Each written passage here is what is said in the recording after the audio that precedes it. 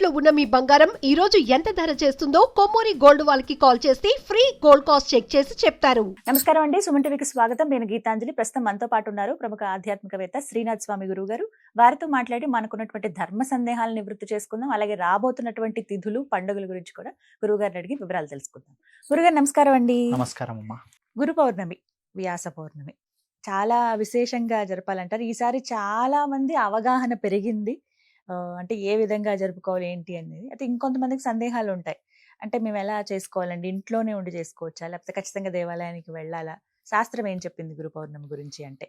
గురు పౌర్ణమి అంటే మనకు ఒక్కొక్కరికి ఒక్కొక్క గురువు గారు ఉంటారు. అందులో మొట్టమొదట గోత్ర గురువులు, తర్వాత ఇంటి గురువులు, తర్వాత వేదాభ్యాసన నేర్పించిన గురువులు, వేదం కాని విద్య కాని, తర్వాత జ్ఞాన బోధ గురువులు, అలాగే మోక్ష ప్రాప్తి గురించి నిర్దేశించినటువంటి గురువులు. ఇలా ఒక్కొక్క చోట ఇప్పుడు కొంతమంది ఇప్పుడు మా విధంగా మాలా ఇట్లా వేద పండితులు ఉన్న వాళ్ళకైతే విద్యా గురువు, వేద గురువు, అలాగే జ్యోతిష గురువులు, వాస్తుపరంగా నేర్చుకోవాలనుకుంటే వాస్తు గురువులు, ఒక్కొక్క చోట ఒక్కొక్క గురువులు ఉంటారు. ఇలా ఇవి ప్రత్యేకంగా అయితే వాటితో పాటు మనము మనకందరికీ కూడా జగత్తుకే గురువులు ఉన్నారు, విశ్వగురువులు. వారు మొట్టమొదట గురువు ఎవరమ్మా మనకు? దక్షిణామూర్తి. ఆ దక్షిణామూర్తిని ఆరాధించుకోవాల్సినటువంటి ప్రత్యేకమైనటువంటి రోజు ఈ యొక్క గురు పౌర్ణమి. మరి గురు పౌర్ణమి రోజు ఎవరిని ఆరాధించాలి అంటే గురువులను ఆరాధించాలి. మరి గురువులు ప్రతి ఒక్కరికి ఉన్నా తెలియదు, ఉన్నా అనుకూలంగా లేరు, ఉన్నా మేము వెళ్ళే పరిస్థితి లేదు, మాకు కుదరట్లేదు, ఇలాంటి వారందరూ కూడా వారి చిత్రపటాలు పెట్టి పూజించుకోవచ్చు, లేదా వారి పాదుకలను పూజించవచ్చు, లేదా ఇవి అన్నీ లేవు మాకు గురువులే లేరు అనేటటువంటి గోత్ర గురువులను, అలాగే పీఠాధిపతులను, అలాగే శంకరాచార్యులు, మధ్వాచార్యులు, అలాగే రేణుకాచార్యులు, రేవణ సిద్ధులు, వీరందరినీ కూడా ఒక్కొక్క ఆచారం ప్రకారం ఒక్కొక్కరిని మనము జగద్గురువులను పాటించవచ్చు. అలా పాటిస్తూ కూడా అలాంటి వాళ్ళను కూడా మేము ఆరాధించలేము అనేవారు దత్తాత్రేయ స్వామి, విష్ణు స్వరూపంగా దత్తాత్రేయ స్వామిగా చెప్పుకుంటాం. హయగ్రీవ ఆరాధన కూడా చేసుకోవాలి. మనకు విష్ణు స్వరూపునిగా మనం దత్తాత్రేయుడుగా చెప్పుకుంటాం. అలాగే శివస్వరూపంగా దక్షిణామూర్తిని చెప్పుకుంటాం. వీరిద్దరిని ఆరాధించుకోవచ్చు. మనకు ఈ గురు పౌర్ణిమను వ్యాస పౌర్ణమి అని కూడా అంటారు. వ్యాస మహర్షి ఆయన ప్రత్యేకంగా 4 వేదాలను ఆయన ప్రత్యేకంగా ఆయన ఆధ్వర్యంలో జరిగినటువంటివి కాబట్టి ఆ 4 వేదాలను ఆయన ద్వారానే వచ్చినాయి కాబట్టి ఆయనను పూజించవచ్చు. ఇవన్నీ మరి చేస్తూ ఇవన్నీ చేయలేని వారు ఆ దక్షిణామూర్తిని మొదటి గురువుగా భావిస్తాం. ఆయన బ్రహ్మదేవుడు ఈ యొక్క జగత్తునంతా ప్రారంభం చేసేందుకు తాను ఏం చేస్తారంటే నలుగురిని, సనకాది ఋషులను ఆయన ఉద్భవిస్తాడు. ఆ నలుగురిని కూడా ఈ యొక్క సృష్టి ప్రారంభాన్ని చేయడానికి ఆయన వారిని సృష్టికి సంబంధించినవన్నిటినీ కూడా ఒకే చోట చేర్చి వారి ద్వారా ప్రారంభించాలనే ఉద్దేశంతో చేస్తారు. అయితే మరి వీరికి ఏం చేయాలి అనేది వారికి బోధపడట్లేదు. మరి ఏం చేయాలి అని వాళ్ళు ఎక్కడ వెళ్ళినా వాళ్ళకి ఏం అర్థం కాకపోతే ఒకానొక సమయంలో విష్ణుమూర్తి దగ్గరికి వెళ్తే కూడా వాళ్ళకి అర్థం కాలేదు. మరి శివుడి దగ్గరకు వస్తారు. శివుడి దగ్గరకు వస్తే ఆ యొక్క పరమేశ్వరుడు దక్షిణామూర్తిగా దక్షిణ దిశముగా ఒక మర్రి చెట్టు కింద వటవృక్షం కింద దక్షిణ ముఖంగా తాను కూర్చొని యోగ ఆసనంలో తాను కూర్చుంటాడు. ఆయనను కూర్చున్నటువంటి ఆ సనకాది ఋషులు చూసి సనక సనందన సనత్ కుమారులు వారు చూసి ఆశ్చర్యపోయి అక్కడే ముగ్ధులై కూర్చుంటారు. కూర్చొని ఆయనను నమస్కరిస్తే ఆయన ధ్యాన ముద్రలో ఉంటే ఆయన మౌనముతోటి వీరికి అన్ని అర్థమైపోయాయి. అంటే ఏం చెయ్యాలి అనేది. అంటే మీరు ఆలోచించండి, ఒక గురువు గారు తాను చెప్పినది నేర్చుకోవడమే శిష్యులకు కష్టం. ఒక గురువు గారు తాను పక్క నుండి చూయిస్తూ కూడా నేర్పిస్తాడు, అది కూడా కష్టం నేర్చుకోవడం. మరి ఇలాంటి పరిస్థితి ఉన్నదా? అప్పుడు ఆ యొక్క దక్షిణామూర్తి ఖాళీ ఒక యోగ అంటే తాను ధ్యానంలో ఉండి తాను మౌనంగా ఉంటే ఆ మౌనంతోనే వారు నేర్చుకున్నారంట.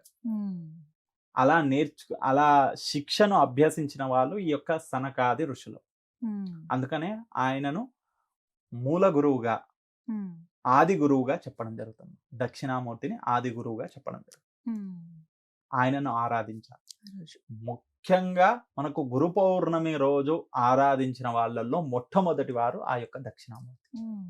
మనకు పిల్లలందరికీ కూడా చెప్తారు ఏంటి, స్కూల్లో టీచర్కి దండం పెట్టు అంటే ఇవాళ రేపు స్కూల్లో టీచర్కి దండం పెడితే పిల్లలకు బెత్తం పట్టుకొని కొడతారు. అంటే గుడ్ మార్నింగ్, గుడ్ ఈవినింగ్ అవే అమ్మ. కాబట్టి అలా కాకుండా మనకు ఈ గురువులను ఆరాధించాలి. అంటే పిల్లలకు విద్య సరిగ్గా రావట్లేదు, పిల్లలు విద్యలో వెనకబడి ఉన్నారు, అలాంటి వారికి గురువారం రోజు ఉపవాసం ఉంచి వారికి దక్షిణామూర్తికి రోజు నిత్యము నమస్కరించుకునే విధంగా ఆ పిల్లలకు నేర్పిస్తే మంచి విద్యా బుద్ధులు కలుగుతాయంట.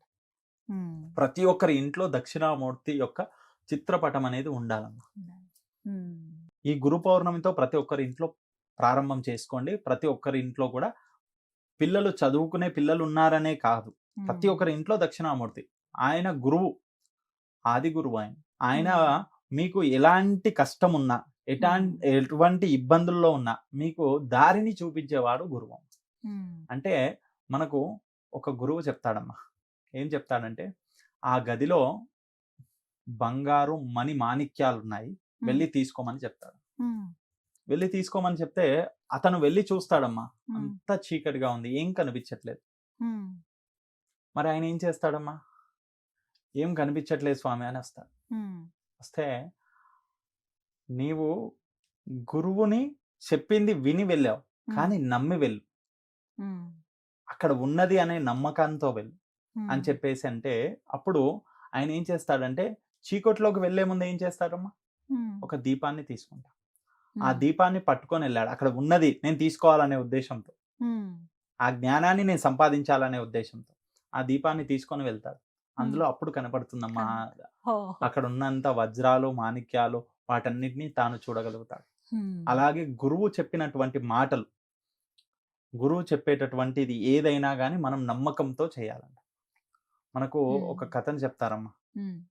శంకర భగవత్పాదుల వారు ఒక శిష్యుడిని నది ఒడ్డున అవతల ఉన్నాడంట. ఆయన స్వామివారు ఇక్కడ ఉన్నారంట. అతన్ని పిలిచి శిష్య రా అనగానే గురువు పిలిచారని చెప్పేసి నది అనే మధ్యలో ఉన్నది అనేది కూడా మర్చిపోయి, అక్కడ పడవ ఉన్నదా లేకపోతే ఇంకా వంతెన ఉన్నదా అవన్నీ కూడా చూసుకోకుండా తాను ఏం చేశాడంటే గురుగారు పిలిచారని వెంబడే పరిగెత్తుకుంటూ వచ్చేస్తాడంట. నదిపై నుండి తాను వచ్చేటప్పుడు ఎక్కడెక్కడైతే పాదము పెడుతున్నాడో అక్కడక్కడ ఒక కమలము పూసిందంట. ఆ కమలము పైన పాదాలు పెట్టుకుంటూ నది దాటి వచ్చేసాడంట. అది గురు ఉపదేశం. అంటే గురువును నమ్మి వచ్చిన వాడికి ఆ నదిలో కూడా ఒక్కొక్క కమలము వచ్చిందంట. అంత గురువు పైన నమ్మకంతో తాను ఉన్నాడు. అలాగే గురువు కూడా వారికి అటువంటి యోగ్యతను కలిగించాడు. కాబట్టి గురు పౌర్ణమి అనేటటువంటి అంత ప్రత్యేకమైనటువంటి రోజు.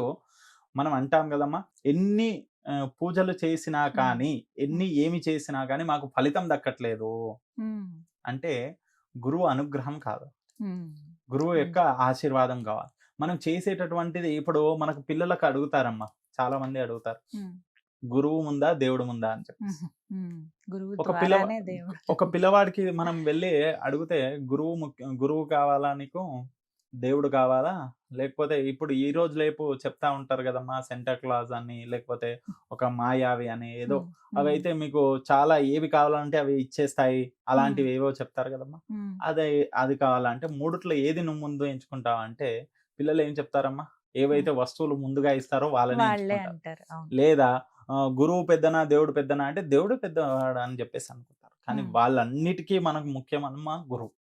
గురువే కదా, గురువు ఉంటేనే కదా దేవుడు వద్దకు వెళ్ళేటటువంటి దారిని చూపిస్తాడు. ఆ గురువు మార్గము, తాను చూయించే మార్గము మంత్రము ద్వారా కావచ్చు, ధ్యానము ద్వారా కావచ్చు, యోగము, తాను చేసేటటువంటి ప్రయత్నాలన్నిటినీ కూడా ఆ గురువు ఉపదేశించినటువంటివి చేస్తే ఖచ్చితంగా శీఘ్రంగా ఫలిస్తుంది. ఇప్పుడు మనకు అంటాం కదమ్మా, మొబైల్ ద్వారా ఇప్పుడు మనకు కనిపిస్తున్నటువంటిది, మనకు ఎక్కడో ఉన్న వ్యక్తికి ఇక్కడ నుంచి కాల్ కలిపితే వెళ్తుంది. నెంబర్ ఉండాలి, నెంబర్ ఉంటేనే కదమ్మా కాల్ వెళ్తుంది. అలాగే మనకు గురువు ఉండాలి, గురువు ఉండి మనకు మంత్రాన్ని ఇస్తాడు గురువు. ఆ నెంబరే ఆ మంత్రం. ఈ నెంబర్ కరెక్ట్ అవుతేనే ఆ వ్యక్తికి ఫోన్ వెళ్తుందమ్మా, మనకు కావాల్సిన వ్యక్తి. ఈ మంత్రం కరెక్ట్ అయితేనే మనం చేరాలనుకున్న చోటకు మనం వెళ్ళగలుగుతాం. కాబట్టి అటువంటి గురువే ఈ యొక్క గురువు పౌర్ణమి రోజు ఖచ్చితంగా వారి ఆరాధన చేయాలి. మరి ఎలా చేయాలి గురువు ఆరాధన అని అంటే, ప్రతి ఒక్కరు కూడా అమ్మ ఆ రోజు వారి యొక్క చిత్రపటాలు పెట్టుకోవచ్చు. ఎవరు ఎంతమంది గురువులు ఉన్నాయో వారి చిత్రపటాలు పెట్టుకోవచ్చు, వారి ఆరాధన చేసుకోవచ్చు. లేదా ఖచ్చితంగా ఆ రోజు ఆ గురువు గారి దగ్గరికి వెళ్ళి ఒక్క పూలమాలను తీసుకుని వెళ్ళి ఆయనకు సమర్పించి ఆయన పాదాభివందనం చేసిన చాలు. అది కుదరని వాళ్ళు చిత్రపటానికి, అది కుదరని వారు ఆ గురువు గారి నామస్మరణని చేసుకోవాలి. ఖచ్చితంగా ఇవైతే చేసుకోవాలి. ఇవన్నీ కుదరని వాళ్ళు ఆ దక్షిణామూర్తి చిత్రపటానికి ఎందుకు కాదు నమస్కారం చేసుకోవాలి.